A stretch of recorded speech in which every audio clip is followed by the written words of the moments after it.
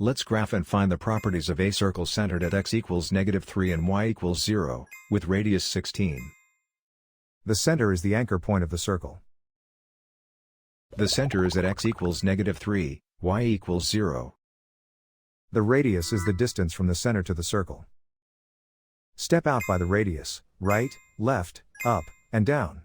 These 4 points sit on the circle.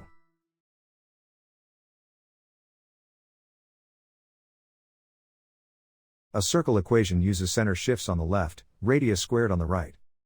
Substitute the center values and the radius before simplifying the signs. Now simplify the center shifts. Subtracting a negative center coordinate becomes plus. The radius is 16, so 16 squared gives 256.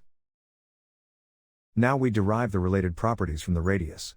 The diameter is 2 radii across, 2 times 16 equals 32.